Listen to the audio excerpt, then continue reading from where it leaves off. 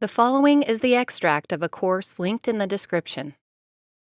Hey guys, thanks for joining me on this new video. What we're gonna be looking at, first of all, on the previous video, we looked at different compressors, what compression is, and we were able to see basically an overview of a walkthrough of a compressor there, right? So now we're gonna apply compressor to mainly on the drums on this track over here on this project. Usually the way I do that, I mean, we could go over here and apply compression just on the snare, depending if that's really what I think really in the beginning in the past when I was really mixing, when it was taking me about 2-3 hours just mixing a song. That's what I was doing. I will apply compression on a lot of mixer tracks, but with time I felt that the the difference is really small, so I just tend to now really compress several tracks at once, right?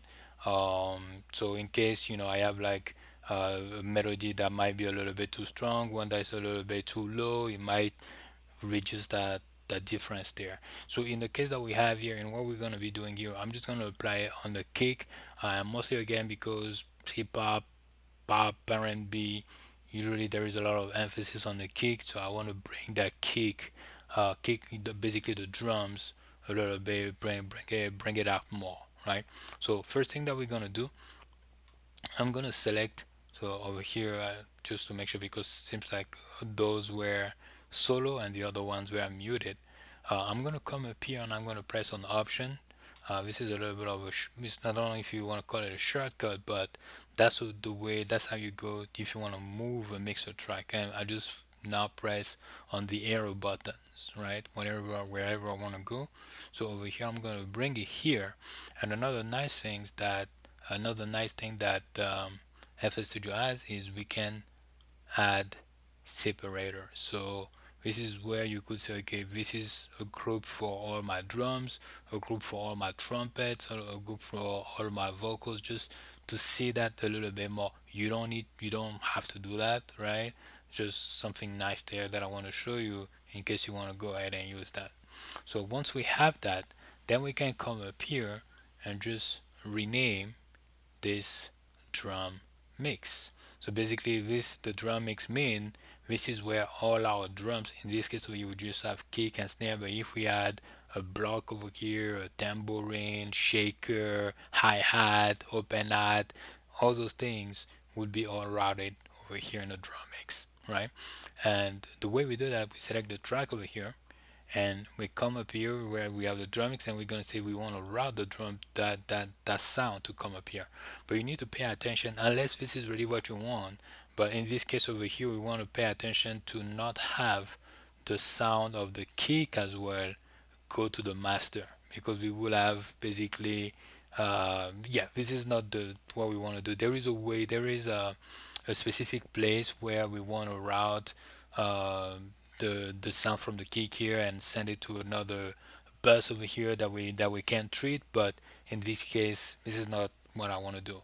So I need to make sure that I remove it from the master. So basically the signal chain is gonna go from the kick all the way to the drum mix, and from the drum mix is gonna go all the way to master. This is the signal chain that I want to have here, signal chain path. And I'm going to do the same for the snare. I'm going to assign it to the drum mix, and over here I'm going to remove it, right?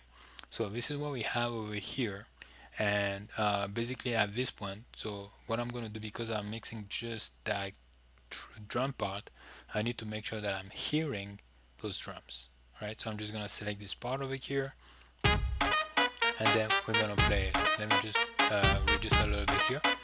So from here, we're gonna add our compressor, and I'm gonna go with the VCA65 over here, which is a compressor from Arcturian. It just kind of works like the other ones, but I just like a little bit more the way it's laid out, and some of the option that it has here, but it's fairly similar to a lot of other compressors. First thing that we're gonna do, we're gonna come up here and start with the threshold. So with the threshold, you're gonna see that as I'm gonna move this, um, looking for that threshold, any sound that meets the threshold over here is gonna show me an indication that it is yellow. Other have a similar type of metrics, but in this case over here, it just show me that again. I just really like simple things, right? So I'm gonna go over here and keep looking. And basically, what I want is I want it to go slightly above. So when it is above, it let me know there is some sound that I have there that I can compress down, right? So as we come up here, now we have some sound over here above, okay, that goes above our threshold that basically we're able to compress, right? So at this point, because it's 1 out of 1, we don't have like compression being being applied right now, right? Because it's basically 1 out of 1. But when I'm gonna when I'm gonna bring this up over here, right? So I'm just gonna say, you know what? Depending on what you're looking for, right? But over here, I'm just saying for every sound that comes in, every 2 decibel that goes out, I want to reduce it 1 decibel, or every 1.5 decibel that goes out, I want to reduce it 1 decibel, right? So this just depending on what you have, and you need to play with your hearing as well. Over here we have the attack, right? Over here, so the attack, if you have the attack really short in this space over here, the compressor is gonna be activated right away, or it could take some time for the compressor to be activated. Same thing for the release.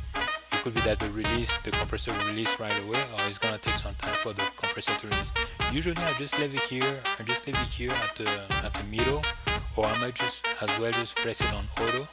So when I press it on auto, when I'm gonna press it on auto, the compressor is gonna go ahead and, depending on the signal that it's receiving, is gonna find the right settings for it. But depending, it might not be always the right one, but you need to play around with the different settings depending on the sound and see which one works for you, right? And again, my for my type of compression, I just trying to have it really subtle. You might not even know there is compression being applied, unlike other type of music, electronic music.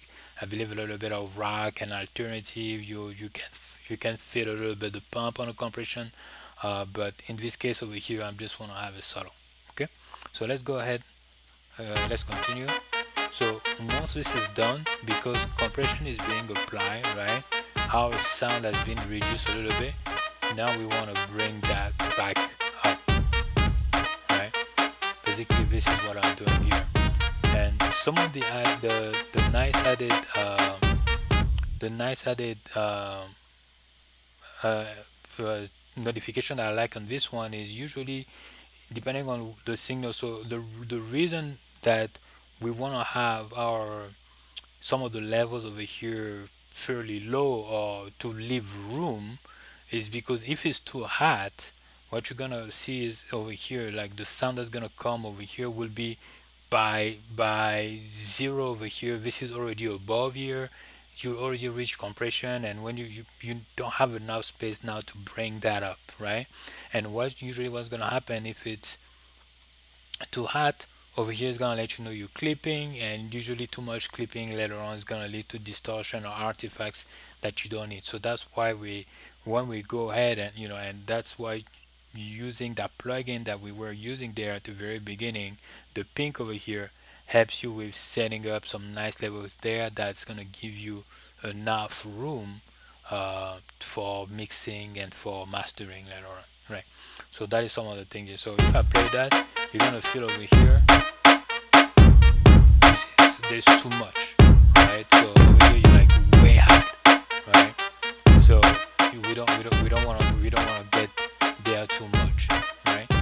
So, but if you feel you might feel the difference, right? If I remove that and over here, right? The other thing with this plugin is over here you have the pick stop, and basically with that pick stop, it basically means it's a little bit of a limiter, and you can set where the limiter is gonna be. When this lights up, it basically lets you know you introducing a little bit of distortion, but that's uh, a an effect distortion that you might want, but again, just depending on what you're looking for. So if I go over here, if I press it all the way over here, right, you feel that distortion now, right? But in my case, I don't want that, so I'm gonna remove that. The last thing that you want to see over here, the last thing I want to discuss is, I mean, two last things I want to discuss over here is usually for the meter over here, I'm gonna have it to gain change. So this is gonna show me the gain reduction that is being applied, right? So how much compression is being basically added a little bit more, if I can explain it like that. And I'm trying to have it, or I think it's the level of sound that's going above the threshold or something along that. So I'm trying to have it 3, 4, not too much above the five level. Let me put this a little bit. Let me have this here. One more, so we can see a little bit better. Oh, okay, here we go. So I'm trying to have it just within this quadrant over here and not go too much above this level over here. But you could see the compression being the input and what's the output. Sometimes as well, I'm gonna try to match the original sorry, the original level of the output that I had at the very beginning without the compression. So the compression, I had the sound that was coming in, my output was at a certain level. I apply compression, the level of the output is gonna decrease, right? So when I'm coming over here and I'm adding the output gain, what I'm gonna do, I'm just gonna try to match the previous output level that was there, right? Especially because again, we already went ahead and we make some of those things, right? So that's one thing to keep in mind over here. Usually I have it on gain change, but you have the option of looking at the input and the output as well. Some other plugins will have something similar close to that. The last thing that we have here is the mix, and the mix button that you have here is the one that is also similar to, it basically does the same function, but over here it's available on the plugin, because um, not all the digital audio workstation will have that option. This is just something that's really nice with FL Studio. You can control right away for every plugin that you add here. You can control the level, right? But not every DAW have it. That's why some of those plugins will include it. But it's nice I just do it here because it's all in one place, right? And when it's over here, you can decide how much of the dry sound you want and how much of the compression. So right now we are on 400% compression, but sometimes what I'm going to do, I have the compression. Sometimes I'm going to push the compression a little bit, but now I'm going to reduce it here.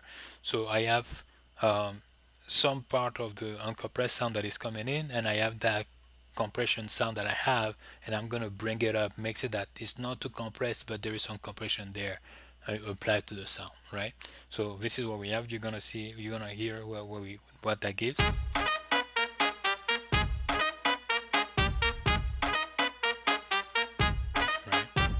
Oh, sorry, I was in bypass. So this is the compression, right? And that could be nice, but I feel like it's still quite a bit, and then I'm gonna bring it down here, right?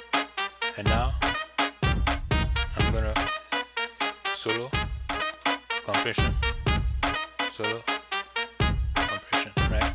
So this is basically what we do over here, and we try what we're gonna do, or what you will do is, depending on the different tracks that you have here, you will repeat the process. And I might come back here and just listen again to the different levels, just to make sure that I'm still at the right level. Every time that you're adding some of the instruments, some of the effects here, is gonna add a little bit more decibels volume to the original sound.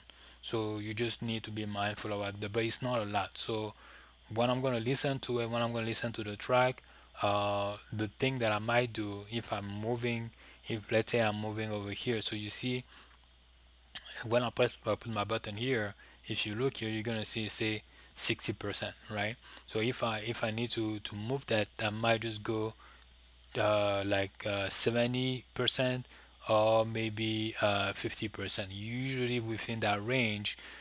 Just depend now if the sound that I added was too much or a little bit too low. This is where I will play, and I don't really need to add too much because it was already at a very good level, right? So now let me just listen to it a little bit more with a little bit more within the context of the chorus over here. So I'm just gonna select this part just over here. That's the chorus part. And so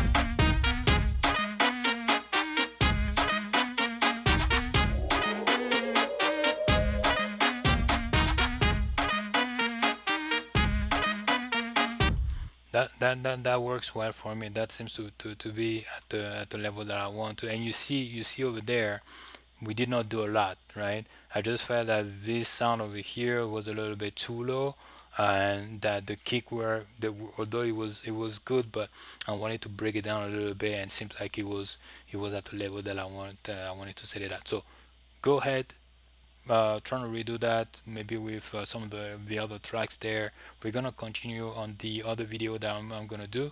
We're gonna look at how to apply other effects, right? So it's gonna be some really quick videos, but we're gonna see how we're gonna be able to apply reverb, chorus, delays, distortion, some of the some of those plugins and effects we're gonna be able to see. Okay, thank you, and see you in the next video. Guys, if you enjoy the content, share, like, and subscribe to the channel. I also wanted to let you know about my free mastering mini course that's going to be available there in the description. You're also going to get with that free banger drums kit, right, with some crazy samples. Basically, you're going to be able to make some crazy drum patterns. Okay, so the link is going to be in the description. It's going to let you know how you're going to have access to it, and I will talk to you in another video.